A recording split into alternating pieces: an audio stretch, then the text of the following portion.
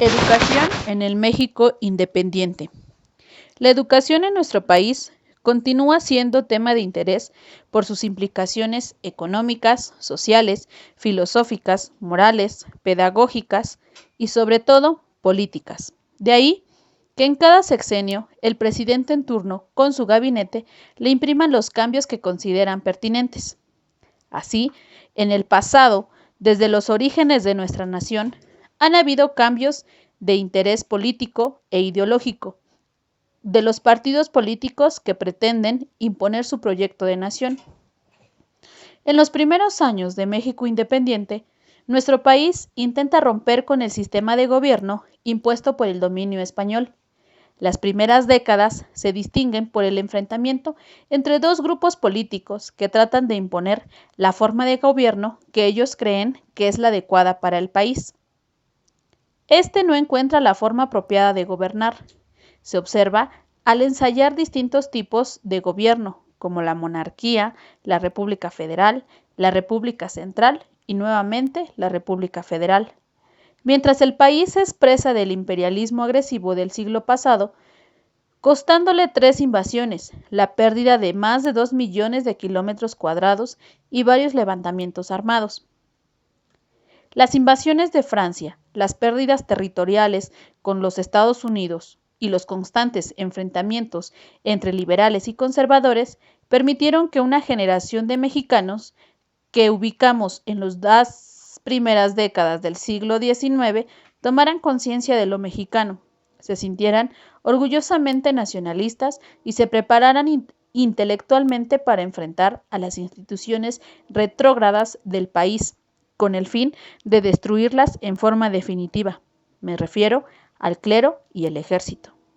La educación privada en México se inicia desde tiempos de la colonia, cuando los llamados preceptores se ocupaban de la educación individual de los niños, niñas y jóvenes.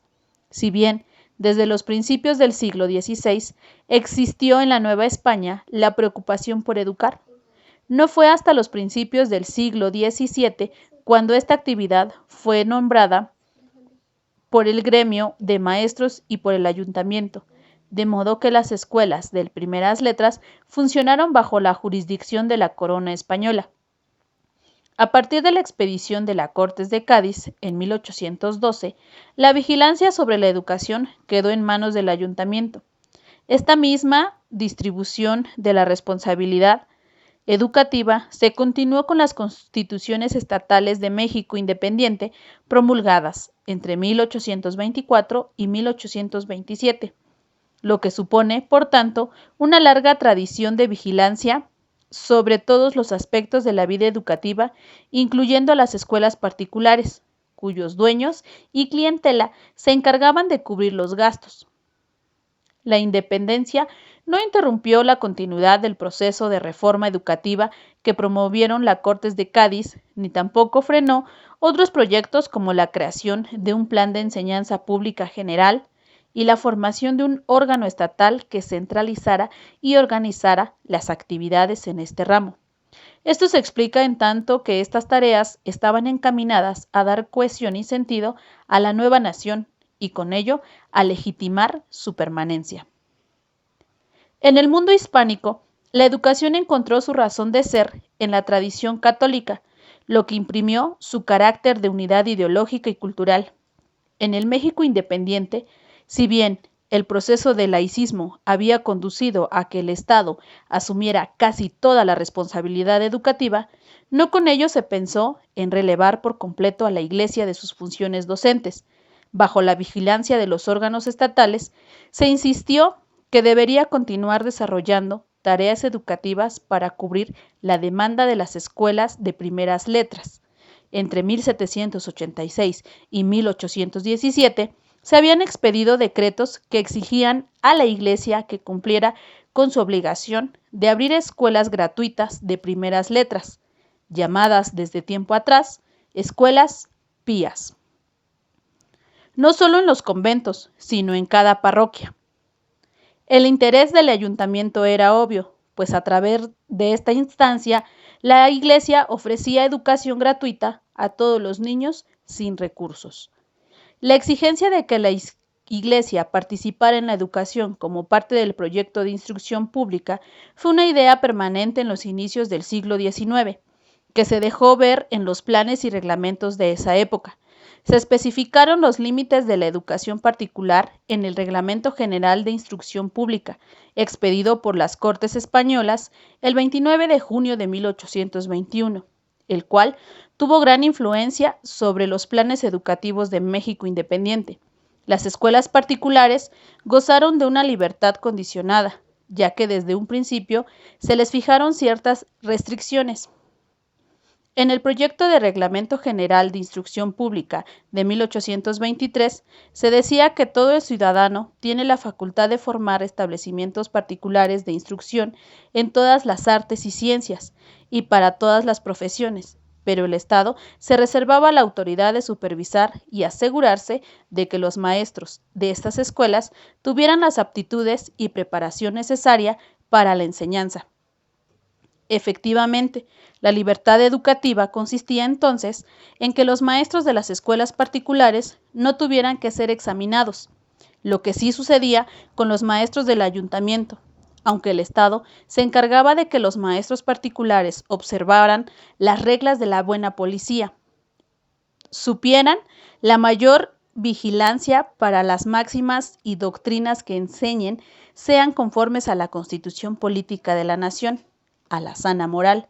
Desde entonces no hubo duda de que el Estado velaría porque la educación se ajustara a lo que éste consideraba buena policía y a los principios emanados de la Constitución y calificara la permanencia de los maestros según los límites fijados en la ley.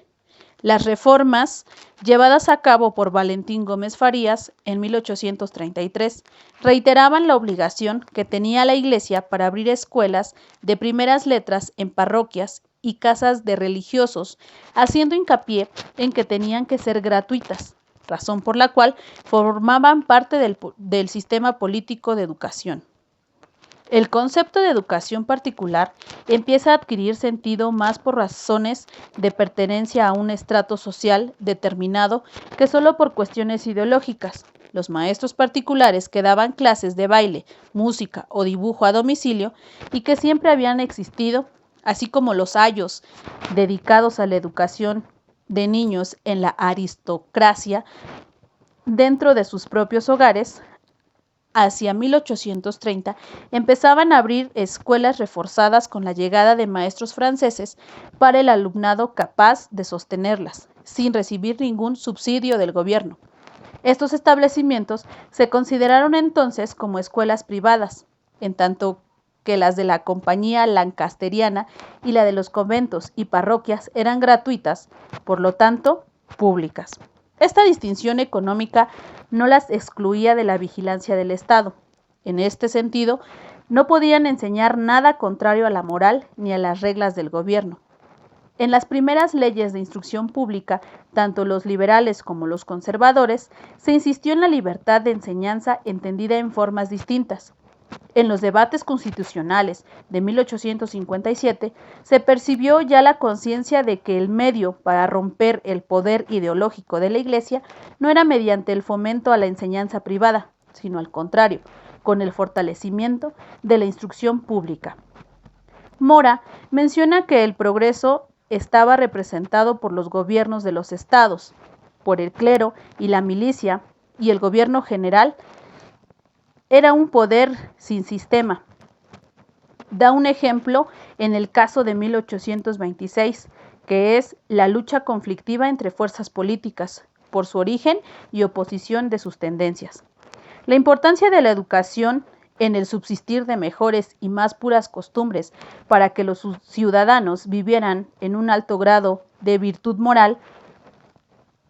Esta filosofía de la educación la plasmó en un hecho inmemorable e inédito, sobre todo para la entidad federal de su creación, el Estado de México. Su construcción política... ¿Ya se equivocó? Ya me...